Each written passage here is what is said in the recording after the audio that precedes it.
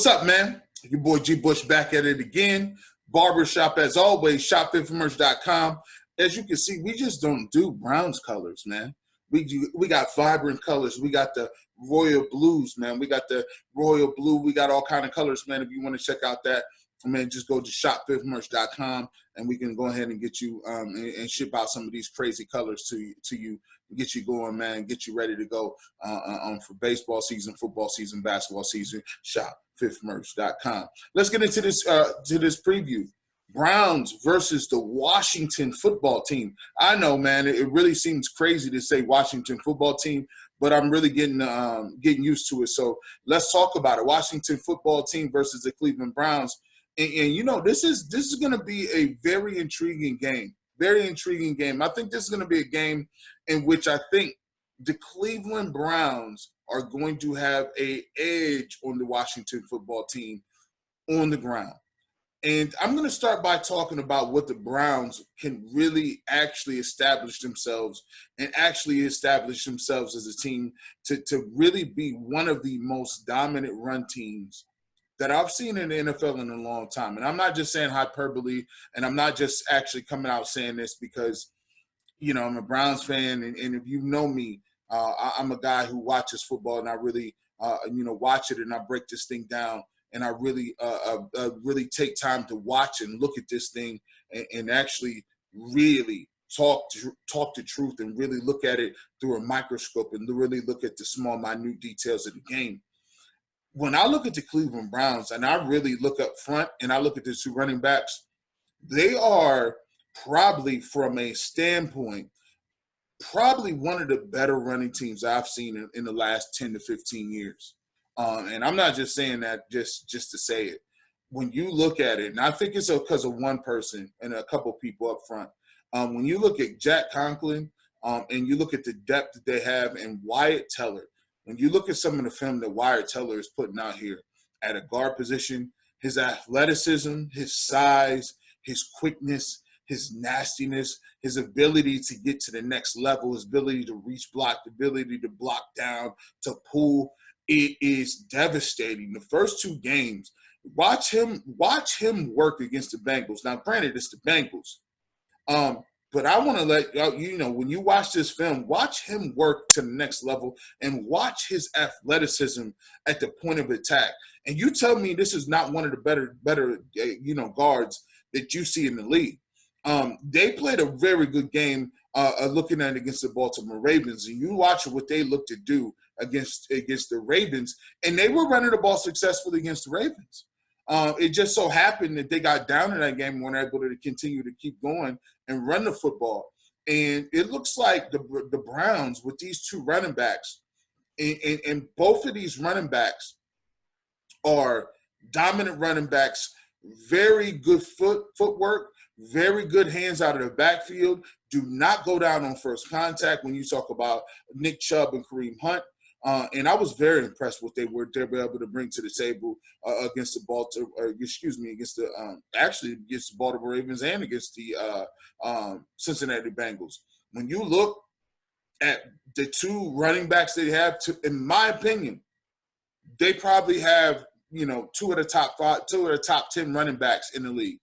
Two of the top 10 running backs in the league as far as power, balance, speed, agility, footwork in the hole, vision, balance. They're complete running backs, and they have a luxury of bringing a running back off the bench and Kareem Hunt that can give you what he can give you, 2 touchdowns in the game yesterday on the goal line. And if it wasn't for the interception at the end of the game with Baker Mayfield, you run that clock out.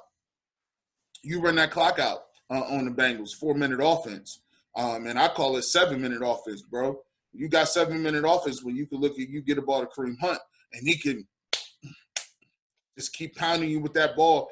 And the offensive line, and when you got an offensive line like that, Batonio at guard, Teller, you got Treader, you also have Wills and Conklin on the other end. The Browns, in my opinion, right now early, it's neck and neck for the best offensive line in the game between the Baltimore Ravens and the Cleveland Browns. I'm going to be honest with you. I think that when you go to the end of the season and when you go through this season, you're going to see that game is going to be a knockdown, drag-out game when the Browns get the Ravens back at their spot. You're going to be hearing people in Pro Football Focus. I have John Costco, Pro Football Focus, on my show every single week during the game, every single week during the season. And we talk about the Pro Football Focus grades. The Browns' grades are tremendous so far. Tremendous so far. Conklin always grades out great. Will's grading out tremendous so far. These are some of the things that you're going to see moving forward, that they're going to be ready to go. And I think they're going to get a nice test this week against the Washington football team. I think Washington is leading the league in sacks so far. I think they had like 8 sacks the first week of the season. They got all first-round picks up there. All blue bloods. Montez Sweat, first-round pick. Dwayne Allen, first-round pick. And you know Chase Young out there, first-round pick from Ohio State. Everybody in the state of Ohio knows what Chase Young brings to the table, right? And they got Kerrigan. He's coming off the bench, right? And he's a first-round pick. So they got nice talent. There's no debate of what type of talent that Washington got coming off the bench and up front. One of the best young defensive lines up front. They're going to give you all the moves. Speed off the edge, agility off the edge, bend off the edge. And if you let Washington get you in 39, 3rd and 10, 3rd and 15s, guess what's going to happen? They're gonna pin their ears back and they're gonna go. So it's imperative to get these guys into. You gotta stay in front of the chains. Imperative to keep these downs and distance manageable and to continue to work what the Cleveland Browns like to work. Getting Chase Young and Montez Sweats in different levels, right? We don't want to give any predictable down and distance. We want to have them continue to have to play the run. Defensive ends want to have predictable down and distance so they can get into their swim moves. They can get into their push pulls. They can get into their jabs and moves and get out there and play, like I like to say, play basketball on the edge. You know, those guys want to play basketball on the edge. They want to get out there and they want to give their best pass rush moves and get out there and rush the quarterback. That's not what the Cleveland Browns want to do. We want them to be dirty, dusty. We want to be able to get our offensive linemen out there and be physical with those guys, right? Be physical with those guys. You know, when you look at it on the other side of the ball for the Washington football team, a lot of familiar faces from the state of Ohio. I do Sports Talk Radio in Cleveland, so we've all heard of Dwayne Haskins. He had one of the greatest football seasons of all time as a Buckeye. Throwing the football, I believe over 50 touchdowns passes, throwing the football. We got Terry McLaurin, broke a lot of records. Was one of the most undervalued Buckeyes of all time. Went really undervalued at the receiver position. He started his career off. I think he's accounting for almost 40% of their offense right now. He's catching everything thrown to him. He's really comfortable with Dwayne Haskins throwing the football. They got, some steady running backs. It's a committee type thing. Back in the backfield, 3 steady running backs. They're going to try to run the ball. They're going to continue to run their offense, with a committee of running backs. So, Dwayne Haskins has a big arm, but he's not, going to kill you right now throwing the ball 40 times a game. So it's imperative to get back there with get back to Haskins. You need Myles Garrett to get back there, and you need him to change the game as he did last game with getting the strip sack against Joe Burrow. Young quarterbacks, ball security is a huge thing with that. Got to get back there. Got to get the ball security out. And Dwayne Haskins will give you some turnovers. He's shown he'll give you those turnovers. Myles Garrett needs to continue to live up to that contract, needs to continue to have those type big plays and continue to live up there. Larry Ogunjobi is grading out crazy right now. According to Pro Football Focus, he's had one of his highest grading seasons of all time right now. Grading out is one of the highest rated defensive tackles so far in the league in a contract year. When they continue to do that, Sheldon Richardson graded out showing out on national TV on Thursday. Great job by him. And welcome back Greedy Williams, right? Hopefully we can get those guys back. Greedy Williams, looking like you get Kevin Johnson back. May even see Mac Wilson back. So now you get 3 starters back. And that always helps because now you can slot. Money Mitch is now going to be slotted down a little bit. So now you're building depth. Now we got Money Mitch, who's been playing very well. Kevin Johnson now rolls, and you could fold him back into some of the depth. You now have, Greedy Williams. Now you could fold into the mix. Now you have Matt Wilson, and you see now you can rotate in some of those depth, and now you have your guys back. Overall, this game to me is a game that I always talk about. If you ever want to get over the hump, right? These are the games that fans, first of all, need to stop talking about somebody needs to win.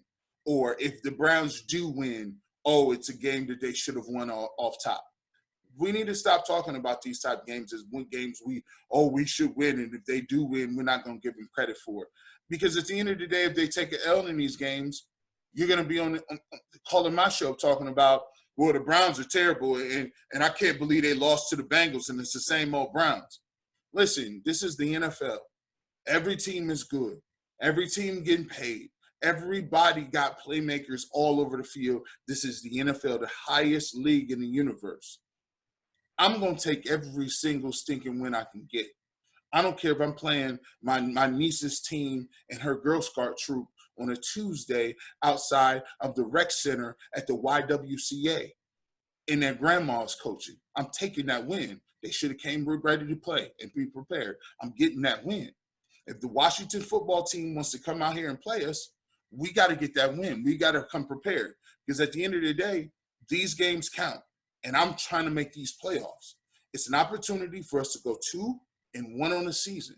I'll take 2-1 going into a game that's a big-time matchup against a team that's also an NFC East team with the Dallas Cowboys. If you really want to get the world talking about you, go in with a 2-1, go in 2-1 at Jerry's World, 2-1 with Dak Prescott, Zeke Elliott, Lamb, CeeDee Lamb, your boy, go down there with Amari Cooper and all them boys. And guess what? Go down there 2-1 wearing the brown unis in Jerry's World and watch what kind of reception you get. That's a game. That's a game. But you can't do it unless you go get this one first. Unless you go get this one first with the Washington football team. And it's a game that you can get. It's a game that you can get. It's not going to be easy. None of these games are easy. None of these situations are going to be easy. You see what I'm saying? Don't let Dwayne Haskins, because Dwayne Haskins is a talented kid. Terry McLaurin can kill you underneath, right? He can kill you underneath. You let Baker drop back 40 times, you get down in the game. Guess what? Chase Young and Montez Sweat can have a day. They can have 3 sacks apiece. Baker could be under duress the whole game. And guess what? This whole thing could turn into a meltdown. But here's the thing. If you run the football, if you hit OBJ on play action, if you let Jarvis work underneath, this is a game where you can look at it and Nick Chubb can run wild. Right? Kareem Hunt can get busy in a Burger King bathroom. You know that, right? OBJ can get his money off. You know that, right? This is a game, on paper, no disrespect. The Browns have better running backs. The Browns have better tight ends. The Browns have better receivers. The Browns have better offensive line. Offensively, the Browns should win this football game. Now, I don't know what they're going to bring defensively. Right? The Redskins could put up a couple points here or there, but if you look at this game, the Cleveland Browns, this is a game the Cleveland Browns should have an opportunity to win this football game. It's a game you got to get. It's a game you run the football, you lay your head, Tony, lay your head on my pillow. You lay your head on your pillow of those two running backs, and you just relax. Hunt, Chubb, Hunt, Chubb, Chubb, Hunt, Chubb, Hunt. The whole game. And then when they get tired of seeing that, up top, down south to Jarvis, up top, down south to the big boy, big homie OBJ, and let's get up out of there with that dub. As always, man, listen, don't ask me, don't take my word for it. It's really Rainbow. It's your boy G Bush. And as always, man, I'm the first person you need to be coming to check for to get that recap. Browns recap is the first place you need to be coming right after the game. I'm doing them the quickest, man. I'm doing them the quickest. If you want that recap, come on over to the Barbershop, get that Browns recap. I'm the first person to be getting them, and I'm the person you should be following during the game at GBush91 for Browns in-game analysis, jokes, skits, play-by-play. I'm the person you should be following. Hit that like, hit that subscribe button. It's your boy G Bush. Peace.